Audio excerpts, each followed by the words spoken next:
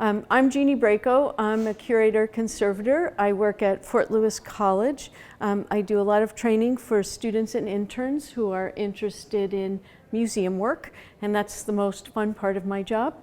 This is Jack Towns. Jack Towns is an exhibit preparator and exhibit designer. He works out of Estacada, Oregon, but he works at Fort Lewis for the Center of Southwest Study at the Wheelwright Museum with Sherry Doyle, who's over here, curator, and also at CU at the Avenir Museum. So he has a lot of experience with mount building and also with textile collections. The talk we're going to do right now, Beyond the Box, using Coroplast for creative and cost-effective solutions and exhibit mounts, sort of came over, seeing over the years many workshops on building a Coroplast box.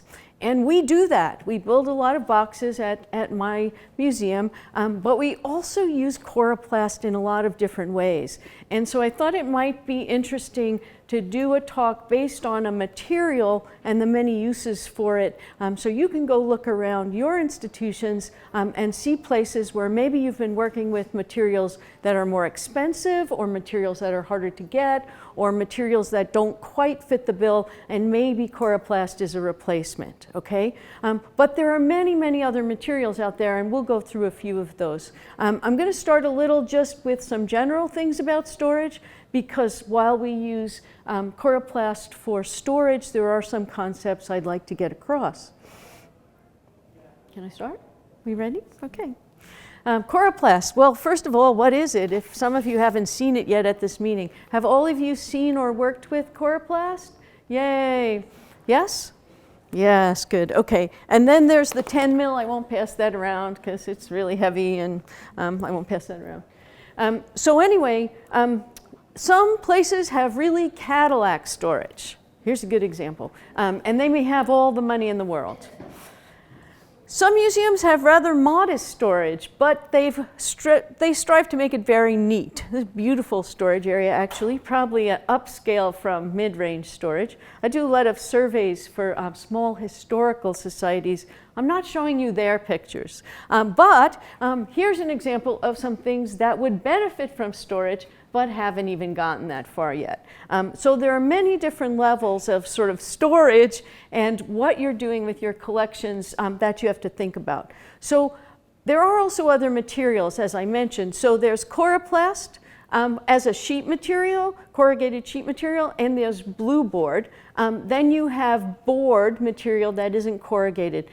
I'm going to show you some things, and they're not actually made out of Coroplast, and I may forget to say that, but it's an example of something where you have a box. It could be blue board, it could be Coroplast, it could be some other kind of board material. Sometimes you're just looking for a box. Sometimes you're looking for the other properties. When we do storage projects, any kind of projects, exhibit projects, some things that are very important. First of all, prioritize. If you are the National Museum of the American Indian, how many artifacts did they say they had yesterday? 800,000 billion. You are maybe not going to do a box for every artifact. Maybe you are. Maybe you have the funding to do it, or you have a really big NEH grant. So you have to decide, what are we going to put into customized storage? Customized storage is not quick. The other thing is divide and conquer. I came into the small Fort Lewis collection, but small is 40,000 objects. And even after 15 years, not everyone is going to be in ideal storage. But every year we pick a part of the collection. One year we picked baskets. One year we picked beadwork. One year we picked the textile collection. Every year we try to pick a portion of the collection and upgrade the storage or the exhibit mounts. Develop and train a workforce. I cannot stress this enough. You do not want to make 40,000 boxes on your own, or non-boxes, or boxes with special inserts. So do try to get help. And I am lucky at Fort Lewis. I have students who are required to come work with me for their GIS certificate. I have work study students. We take as many as the college gives us. We do training sessions, but they're really inspirational in not only helping us through projects, but also having really fun and innovative ideas about projects. They think outside that box. And some of my volunteers, some are seniors and some are actually middle school students. If you've ever worked with middle school boys, you will know you can work through a lot of objects at one time as long as you teach them about handling. So the properties of Coroplast that we really like, first of all, it's an archival material. It's polypropylene. The two plastics that we work with a lot in conservation or museums or archives work, library work, are polypropylene and polyethylene, two plastics considered inert. Polyethylene is more what the, we have some here, the thick ethafoam is made of, this more squishy stuff. It's pH neutral. It actually hardly has a pH reading at all. It's lightweight. It can be surface cleaned. This is very important if you'd like to reuse it. So it's also a recyclable material because we can use it in one exhibit mount, we can take it off. I actually put it in the dishwasher. So just remember to put the flutes this way when you put it in the dishwasher. I've washed it in the dishwasher. It can be surface cleaned. It's easy to obtain. Almost any sign shop will sell Coroplast. When we were in Alaska, we were even able to get sort of up for our workshop, we were able to get supplies up there, and they knew of a lot of places where they could buy Coroplast. Wasn't as inexpensive as it is here. It's easy to work with. You can cut it, you can glue it, you can use a knife, you can use some other cutters we're going to show you. It's fairly inexpensive and it's resistant to water. To me, the water resistance is one of the best issues. Sometimes I'll choose to use Coroplast over blueboard, blueboard being the corrugated paper archival material, because I'm a little worried about what happens if we have moisture or something like that in storage. So I really like the fact that it's water resistant. One of the things you won't see in some of our images, I usually, in my storage area when I use Coroplast, I do put a cotton sheet, or I especially like there's a batting that's cotton on one side and nylon, sometimes polyester on the other. So I usually put a barrier sheet if it's long-term between the Coroplast and my objects. And because of kind of how I've done some of these photos, you won't see that in some of those. There's a lot of guides for you. I didn't bring handouts with me, but you can go online working with polyethylene foam and fluted plastic sheet. This is a CCI, Canadian Conservation Institute handout that you can download. So I just Googled CCI working with polyethylene foam. I got it, and you will find many articles there that are useful. Another one will come up in this talk, and it's about using Coroplast as backboards. I also went online, because what do you do when you're giving a talk? You go to Google, and I Googled Coroplast, and I found great stuff I didn't know about, and I was really embarrassed about the stuff I didn't know about. But this is one of my favorite articles that I found, and it was very simple: cutting, gluing, using rivets, some really practical advice on working with Coroplast that if we were doing a hands-on workshop, we might be doing here today, but we're really doing more of a demonstration here. This was one of the illustrations I found online. It's actually from the gentleman who did the CCI fluted materials handout. It's how to do a hot melt rivet to join two pieces of Coroplast together. Now, you'll see in most of my images, I don't use hot glue, and it's a little bit of a personal issue. I had a student once who left the hot melt gun on top of the roll of microfoam on a Friday. Okay, so after that, we stopped using hot glue guns, and we stopped using a lot of the hot glue. We do a lot of fastener with twill tape. I prefer that anyway, sort of as a textile conservator. I really like those mechanical joins. We also use other types of fasteners.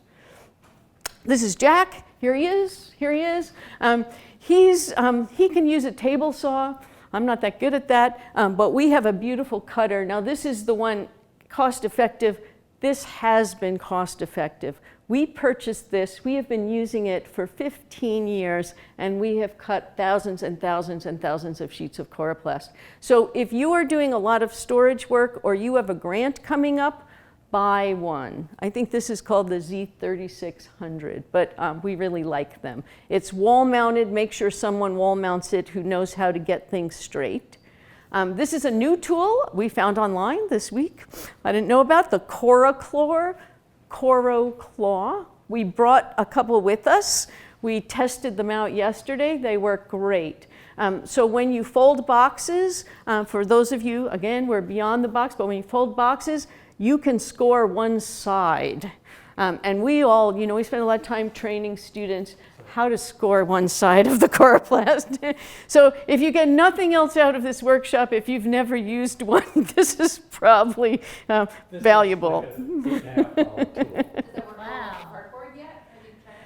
We've only tried it on Marion Kamenitz's samples this size. Well, let's try it on the blue board.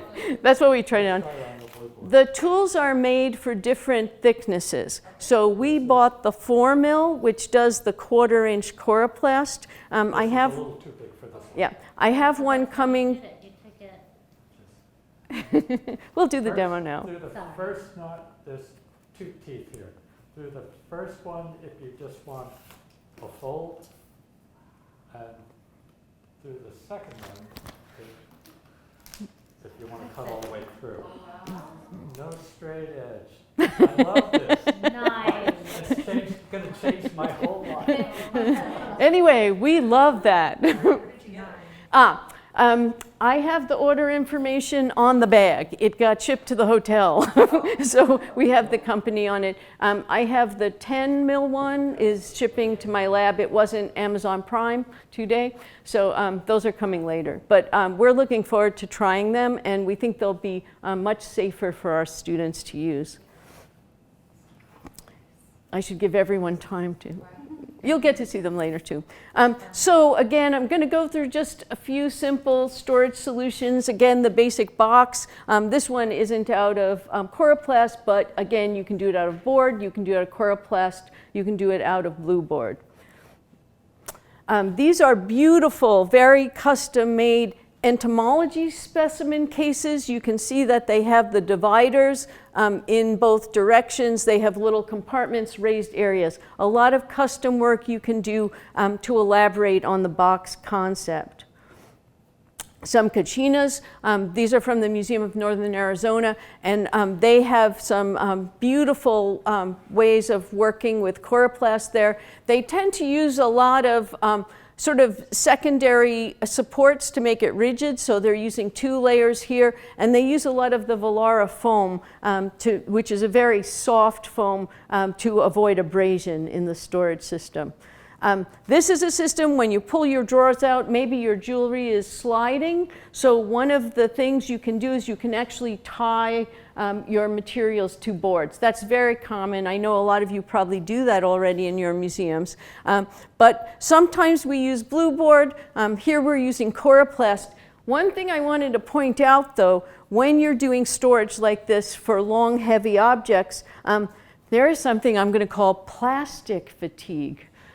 So what can happen, you have to make sure you're using the right thickness of Coroplast. So if I'm mounting something heavy, even if it's just a carrying support, I might be using the 10 mil Coroplast. This I'm going to use to sort of as an example of a puzzle box you can do. The nice thing about Coroplast, you could take a collection like this, which is sort of random shaped objects, and instead of cutting lots of long strips, you can actually do custom cuts and have sort of a puzzle drawer where everything fits in a more space economical fashion. This is from the School of Advanced Research. Vinaya and Laura they both were working on a project there when they were interns. They've now moved on to other jobs, but there we used a lot of Coroplast again as supports. There was a certain way we tried to use these as presentation mounts. You could see, you usually see the rain sash the other way, but you could see these are the long ends that would come down. You can see how we've tied the sashes on, but you can still see a lot of the structural features. So it's a little bit consolidated storage instead of having things very flat. Here too, in a box, we'll create a second shelf out of either Coroplast or blue board. We're using Ethafoam on the side so that you can economize on space. And because Coroplast has that strength, It's not going to sway as long as you don't put anything too hard on it. This is a breastplate, and we wanted to make sure the neck piece stayed with it, so we mounted it above the piece in the box, so both are well supported. And many of you have probably seen, if you went on the tour, both at the Huram Center and at the Heard Museum, they're using, these happen to be blueboard, but they're using a lot of pottery supports where they take Coroplast or blueboard and then they'll glue side supports into those boxes to hold up the pottery. There are some very beautiful ones we saw last night at the Heritage Center. So I just wanted to summarize this before we go on to Jack's part of the talk, which is more about using Coroplast in systems, storage systems, exhibit systems. Uses for Coroplast: rigid support boards, folder for flat storage. Haven't really shown you that, but some of the book handouts from CCI will talk about that. Window map folder with a spacer. Box fabricated from Coroplast, compartmentalized box with vertical dividers, like with the entomology collection. Box with Coroplast shelves, that was one of the Hopi sashes in there. Using as a shelf liner, you'll see that in the next storage slides, and then some custom supports.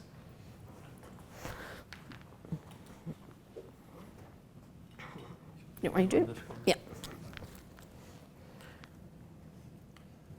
So this is a basket collection that came into, one of the nations purchased it. We were asked to come and help with the storage of this. And it arrived in cardboard boxes, just newsprint, and it was Pandora's box, basket inside of basket. And they were wonderful. And as we started to see how many pieces were, we had our work cut out for us. So the nation decided they were going to find us a good, secure place to put all of these baskets in their archives. It was a vault space, not very large, maybe this big, and we had access to a lot of shelving. And it was just Metro racks that we got from their basement and vacuumed them all off and started assembling them. These are available from somebody like Sam's Club or Costco, and one section, like a back section, that would be, with wheels, would be $200 that you assemble. $99. $99. $99. Okay, Latest $99. Sam's Club price. So think about this. This is the most economical storage you will ever come up with. So there are all these individual pieces, and what we've done is here, these are just zip ties, wire ties, and we've assembled them all, wire tied them all together. So this is now, and the whole room is rigid. It's all one piece. Nothing's going to wobble. And we've taken the Coroplast and cut long pieces, notched them up for the verticals, but run them full length and tried to do as much overlapping between shelves. So nothing is sitting directly on the wire frames, which isn't good for your objects. It also makes for a nice bright interior because you're getting reflective on the top. And we started making boxes and purchasing boxes and puzzling this entire collection into this space. You vacuum the shelves and not just use like Clorox wipes or? They had come from an attorney's office from a big settlement they had done, and they had, all of the shelving came and it was not there for very long. And we quickly grabbed it and put it into storage. So this space here, you'll see blueboard boxes. Those are garment boxes. Eventually, we moved much of this collection to Sherry's Museum, to the wheelwright, for an exhibit. And we transferred almost everything into Coroplast boxes because you don't want to use the paper, the blueboard, or the yellow archival boxes for transport because they'll get dirty and you can't wipe off the bottom. And the Coroplast is a much better, you have a little moisture when you're moving between your car or your truck, it's a much better product to be using for that. We wrapped the boxes in Tyvek as protection, so that also helped with dirt. But we knew when you use something that's a storage box and you also use it as a transport box, you know that it is going to get some wear and tear on it. And the Coroplast boxes hold up much better than the blue board. Some of the boxes we made, some of them were commercial boxes. You'll see like this and this. That's a top and a bottom. That's a lid. And we use the deeper ones for bigger baskets and the shallower ones for some of the plates. Getting as much mileage from whatever we get. Where do those things come from? Either university products or Gaylord, one or the other. They had to do best bid, so they bid them out. And when after everything was put in, and we put plastic on, we don't know what's really up in that ceiling of that building. And not knowing that, not having access to an as-built plan, you can only assume that there might be some water or, high vac up there. You don't know what's up there. So it's best, they needed a dust cover because they're not closed, and it's protection against, you're not there every day, And they had never used this storage room before, so we wanted to make sure they were protected. So this is some painting storage at Fort Lewis. These panels here, those are all Coroplast. There were some dividers made out of millimeter panels, but we could have easily made those out of Coroplast 2, out of the 10 millimeter. So use that for the rigid fixed dividers, and then you can use the lighter stuff that we were painting, passing around to use in between different prints and drawings that are in there that are framed. And what we've actually done here, this is shelving. This isn't painting storage, so this wasn't bin storage, but we added like aluminum door C-channel moldings. I'm not sure you can. Like a U. Yeah, do you want to go show them where? So we added a molding that we screwed in sort of across the top and bottom of where those bins would be. So we basically converted a shelving unit into a paintings rack storage and using the Coroplast dividers. So once again, we've used the Metro rack, and we've put some in the middle there. You see some verticals, and those are the tracks that you would see to put those adjustable shelves in where there's a metal blade. And we had access to some of those. We dropped them in. We wire tied those in, and those are going to be the verticals supports for these dividers. So here's the metal here, and it's wire tied with Coroplast up against it.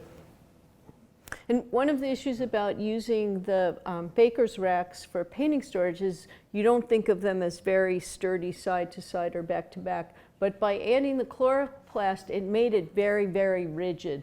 These are not going to go, in any direction. And we wrapped, so there's a piece of Coroplast full wrap on the outer edges there.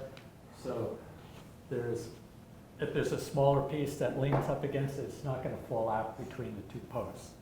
And that was a morning's work. That is not a big effort to do that. And the rods, these rods here, pierce through the Coroplast there. So it makes it really strong. You can use a fairly light piece of metal for your divider. Because as soon as you start backing it up with the Coroplast, it becomes a very, very stiff unit. And this was, we put the collection back in the same day we made the rack, and they've since used Tyvek to do all their paintings wrapping in that storage unit. So this is a book mount, and I don't know if anybody else has gone to maybe Rebecca's workshop this morning. I think she was talking about book mounts. Everybody kind of gets to the same place eventually, but there is not really one way of doing any of this. one isn't wrong. You're achieving the same thing. So this is a book mount for a very large portfolio. It's about 30 inches deep, and opened up, it's probably about this wide. And what I've done is I've made a rectangle, two V's, one being shallower than the other. So this is much deeper than this. And I've hot melt glued it because you'll see further on here that we're covering it all with fabric. So I didn't want to have wire ties showing, and I didn't just do one seam with the hot melt glue. I added gussets inside here. So there's really a lot of material and a lot of adhesive holding this all together. So that's it. You can see it's much thinner in the front. So when I put the wedge, which is here, and there's a slot cut in there, so it's going to fold. It's going to sit here, and those two little strips up there are going to run up against here and keep it from sliding forward. So the whole thing is just wrapped in fabric, in a polyester double knit fabric. This is at the Avenir Museum, and it's a fashion and merchandising program at CSU in Fort Collins, and everybody there is a wizard on a sewing machine. You know, I'm a mechanic on a sewing machine. I can sew straight lines, but you could just say to one of the students that were in the program, "This is what I need this to do," and they'd run off and it'd come back wrapped. So it really achieved. You're seeing that base is in here, and it's a ghost. You see nothing. And that's a big portfolio. And getting that angle, you really need to have work with two people and hold it and find the sweet spot where the page doesn't want to flip up and you're not putting too much stress on it. Sometimes you might put a piece of mylar that you'd wrap here, and you want to be able to change the pages every few weeks. Don't leave the same page up in a book like that, because there's a newsprint cuttings from. So this is, so think of that, the book was this way. So we're going to take Coroplast and we're going to turn it this way. And the nice thing about doing this with Coroplast, this wasn't done with Coroplast, we're reconfigured on another project like this. I would make the Coroplast go up, down, and back across, but I would do this to here, make your seam down the middle. These are heavy. You need to use 10 mil. It's a rifle on one side and a sword and a scabbard on the other. And you can use wire ties, the zip ties, to hold something like this on. I like to sew things on with monofilament or thread, something really light, but you can't do that with something like this. But this is a really nice way to use Coroplast, because you could wrap it in fabric. You could make that triangle and cover it with a sleeve of fabric, push it in on the sides. Oh, sorry. We don't have the finished mount on there, sorry. So think about this. We're going to move a couple more slides down of making triangles. This is displays again. So this is the Wheelwright Museum.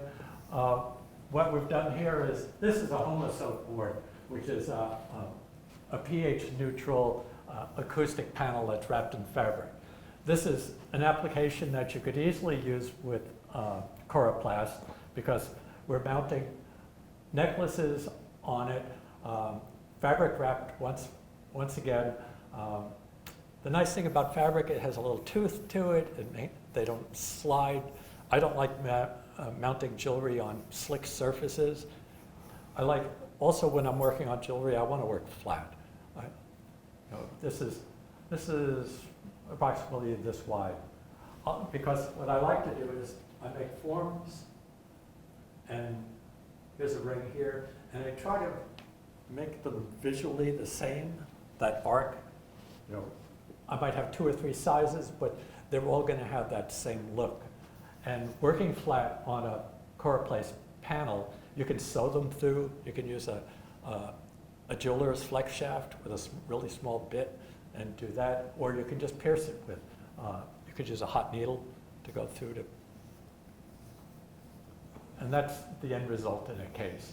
But that could easily be Coroplast, fabric wrapped. This is at the Wheelwright Museum. And there was 400 necklaces in that. So this is a Coroplast panel. Did he do this Student one? project. This is a Student project. And you can see the used white thread on these as opposed to monofilament. Actually, I should clarify. I don't use monofilament. I use fluorocarbon. Fluorocarbon is like several generations newer than monofilament. It has a very soft hand. Like I use like 12 to 14 to 16 pound test.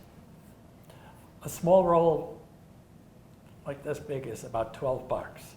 And you want to keep it out of the light, leave it in its box, peel off what you need, keep it, always keep any of that in the dark, because then it'll last indefinitely. If you leave it in the sun on your bench, it's going to start to break down. You don't leave anything sewn on with monofilament on display for the next 10 years. It's definitely I think of it as just temporary exhibit material. This is a really nice mount. You could easily do a mount like this with Coroplast. You could do a cutout with it. Using lighter Coroplast, sometimes if you don't have a saw or a jigsaw or even want to go there, making a mount like this, where you need it to be stiff, you can easily cut it out of the 4mm like that, laminate them, cross-laminate them. If you make the flutes go in both directions, they become as rigid as this. So this is a painting that was had some conservation because it was dirty and it hadn't had any kind of backing on it. So if you have a painting or a stretched fabric that doesn't have a backing on it, it's going to work like a filter.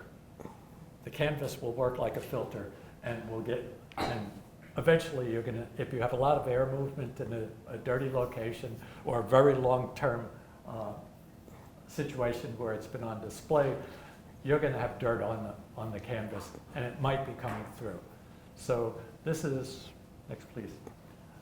This is a backing on a stretcher.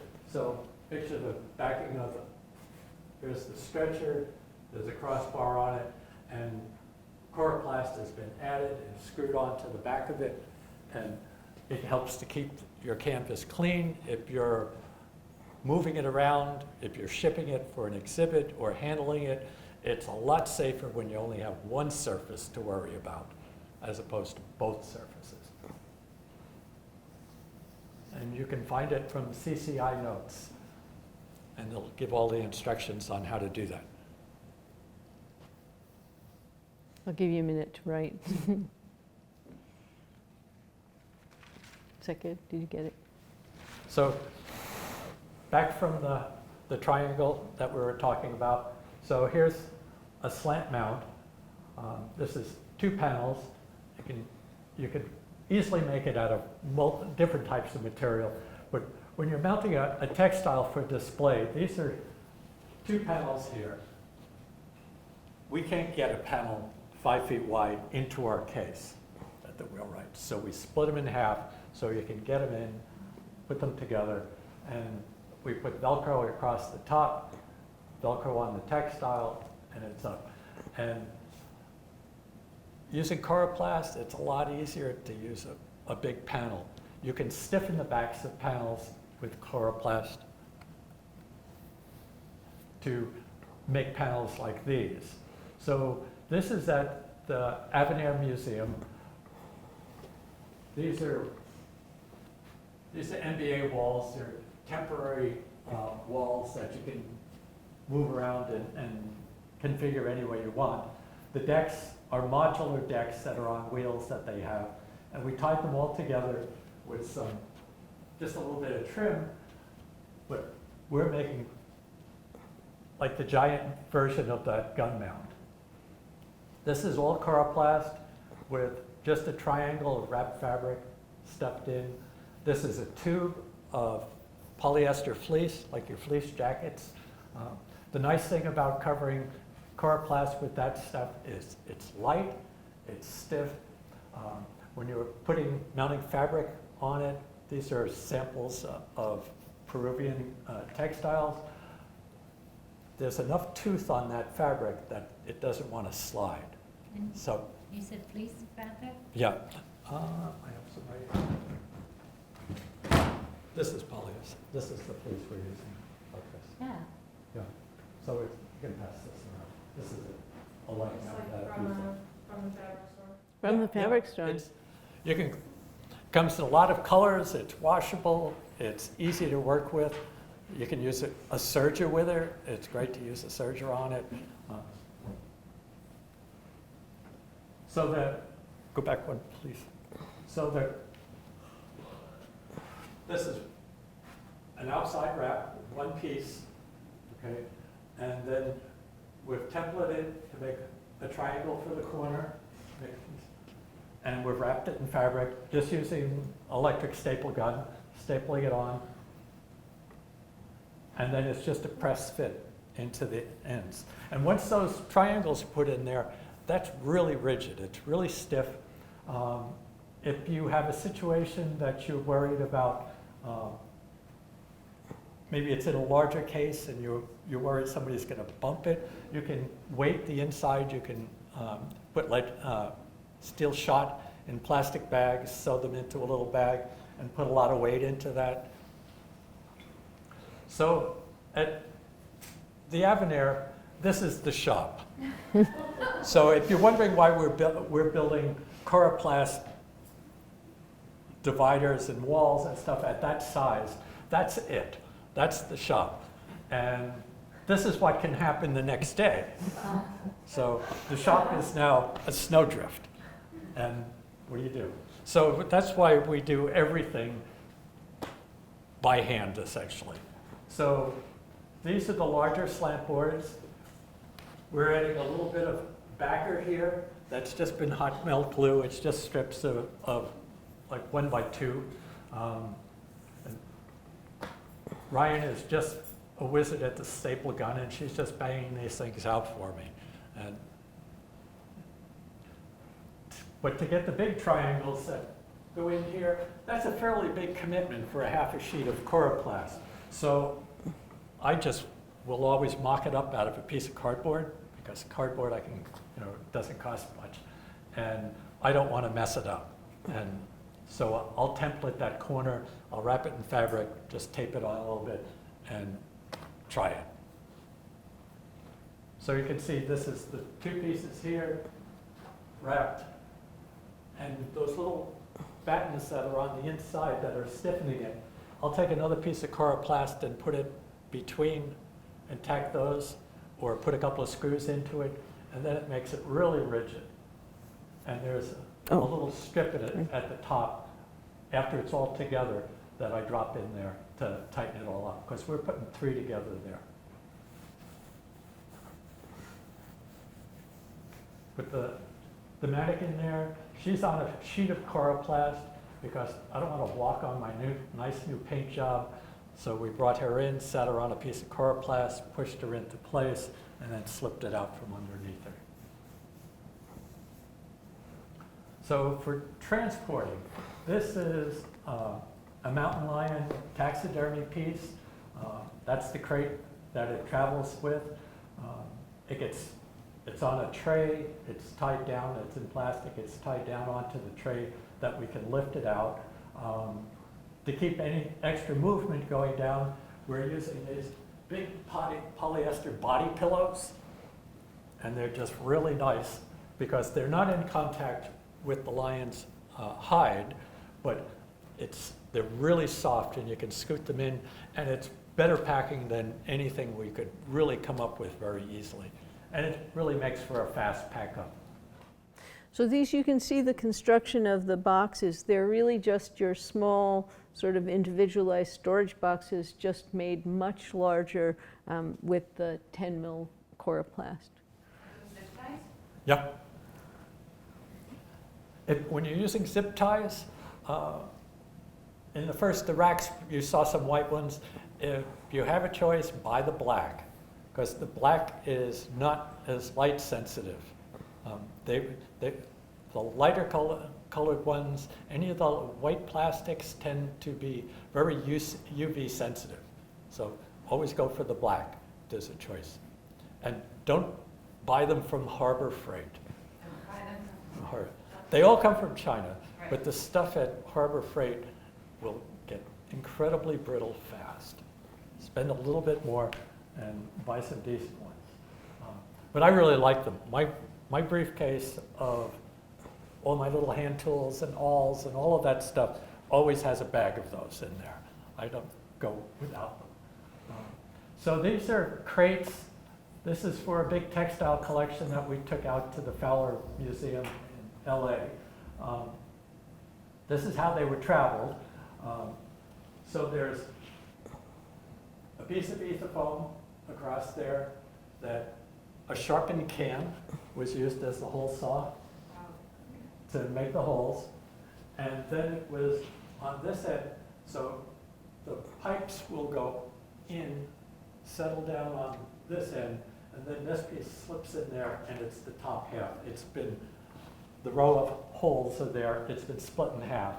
Once the bottom one is adhered into the crate, and you flip the top off of one so you can lift them out like this. So they're rigid enough that they're sitting on 2 dollies.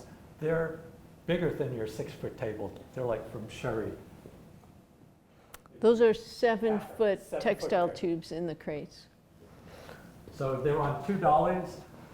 We can stack them 5 high, 6 high, and they are really very stiff. We use some polyester banding that's here. We put the banding on, we stretch wrap on top of the banding so it doesn't move around and people don't mess with it, and you don't want them to pick it up by that banding. And there's more packing material in there than you saw when you just saw the textiles in the crate. So this is sort of the very next step when they're these were when they were unloaded. And this is a dedicated shipper, but this is how they travel. That's the mannequins from the show and all of the boxes for this entire exhibit. And it was just a joy to unpack. You know, there's no screws, you know, for crates or anything else. They're light. You save a lot of money in the shipping. You can make really like boxes on the right, those flat ones. If you make them big enough, put enough, maybe make a cavity pack. You could ship a painting that way. It's far cheaper to build. Instead of paying $250 or $300 for a crate that size, you can make one yourself way cheaper. This was our collection, these textiles, about a $5 million shipment. So these went dedicated load.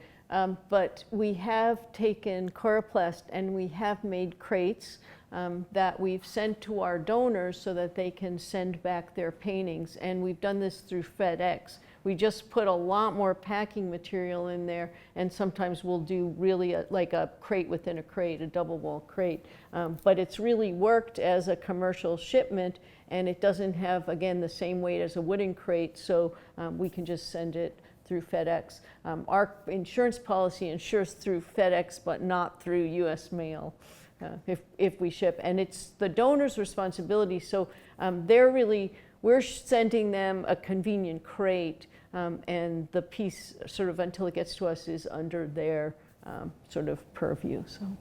Do you think it could go through FedEx twice, like one and ones? Yes. Yes. Yes. Yeah. Now, if you use the 10 mil for the sides on that, it makes a really nice package. And there's one thing we're starting to do now that you don't see on these crates, but we got tired of having to wear gloves, and you know, it's very sharp. The Coroplast is very sharp. So we actually got some white duct tape, And on the way back, before we send everything back, we have now duct taped all the seams. And remember, duct tape may not be archival, but you're using it on the outside of a shipping crate. The one crate, when you said, can you use it again, we had a donor who was sending about 10 paintings. They were all the same size to us. They were all framed. So we just shipped them the crate for the first 3, and then we just kept sending it back and forth. And there really wasn't any damage to the Coroplast. It's so sturdy and it's so rigid. Because we do those double flaps, I don't know if you can see in there, but sometimes we really make the flaps where you zip tie them, we make them bigger so that you can actually get like a double layer in there. But we've really feel like we've, first of all, saved a lot of money not having someone have to construct wooden crates for us, but also we can handle them. 2 of our staff, we can carry them to the truck if we're not rolling them out, whereas the other crates, we can't even move them in storage. And these crates, when they get back, we can take out all the zip ties and we can store flat sheet material. So there's a lot of reasons, you know, to try to, in our institution where we're space short, to try to figure out a way to store 10 really big textile crates, since we like to send them out all at once. There's something, some people call them pallet boxes, some people call them Kiva boxes. Oh yeah, we forgot When those. you've been at the grocery store and you've seen watermelons for sale in those big totes, okay, you can buy Coroplast ones. It's a tray bottom and a tray top with a Coroplast interior. You can get them with locks that you snap lock. We toured Ben Nighthorse Campbell's jewelry exhibit that way. All the case furniture, all of the boxes went into those. The nice thing is you take the top off, you lay it down, you take the sides, this rectangle, take that off, and there you have all your pieces. You unload them, you're not digging into these things. They cost about $100 for one. All the auto industry really developed these because they can take 16 loads, semi-loads of pallet boxes, empty them, and then they'll come back to the distributor in one truck. So it's something that's being used over and over, the Coroplast ones. And I think it was how NMAI moved a lot of their collection. That's how they moved their collection from the Bronx, was in Kiva boxes like that. So that's what we have for you in terms of, you know, showing you some different ways to use Coroplast. And we'd love to take questions, or if you want to hear more about some of the projects, or you've done some projects and we can learn from your projects. I have a question. I ordered big sheets of Coroplast once, and they were so filthy, and I tried to clean them, and I just felt like I was moving the dirt around and with the static, and I gave up and I sent them back because I was annoyed. But so, do you have any tips for? Send them back if you're annoyed. Send them back. We actually, we get them now. We ordered them, so we're in Durango. Yeah. Durango, you know, we're kind of in the middle of nowhere. Santa Fe, 4 hours. Denver, 7 hours. Supply One will deliver to us for $10. So shipping sheets used to be part of the cost of buying them, but for us it's not an issue because so many sign making shops everywhere in the country use Coroplast. So you have a couple choices. You can call them and you can say to them before they ship, because we had the same problem. Yeah. We had more of the problem with the Gator foam than we did with the Coroplast, but you can say to them, you have to wrap my shipment before you send it. And that really helps. And you also have to talk to them. We sometimes go through Regal Plastics, and sometimes they ship from their main warehouse, and sometimes they're short and they get it from somewhere else, and it can be soiled like that. So we won't accept those shipments. Okay. But it does help to ask them to wrap it before they ship it. They don't know what you're using it for. Exactly. Yeah. So The sign outfits tend to ship them vertical in a truck. The archival companies that sell it to you, like Regal Piedmont Plastics out of Texas, which is a big distributor of acrylic sheeting, you know, plexiglass sheets, and they ship flat, and the shipping is billed on that 4x8 sheet floor to ceiling in the truck.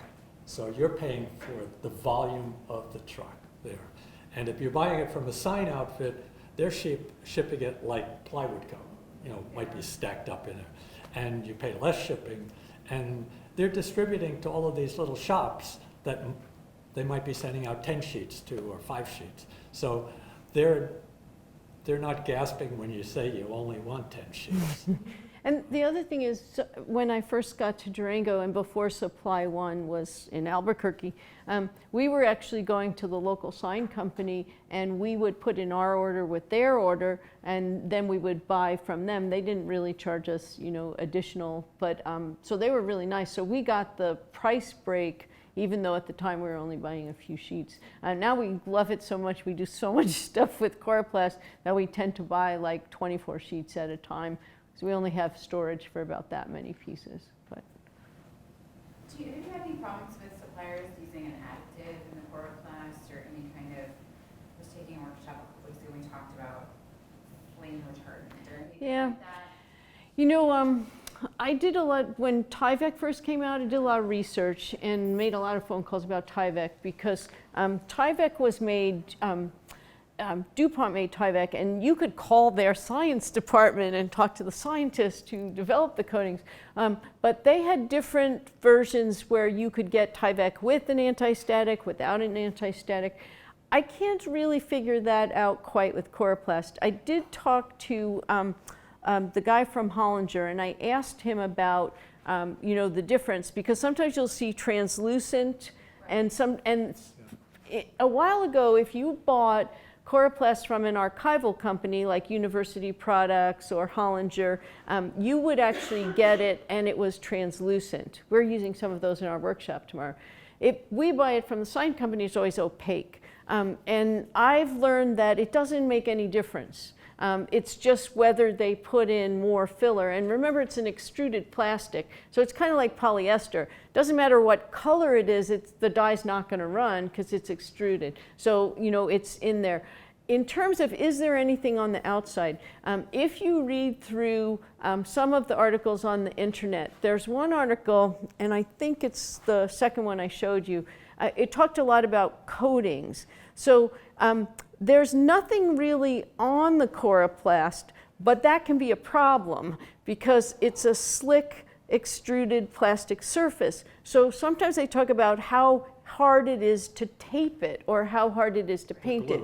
To glue it. You can actually tape it and paint it, and they do have advice for doing that, but the advice is like wipe it down with denatured alcohol, because that must do a very little bit to dissolve the surface, and then you can sort of use tape with it.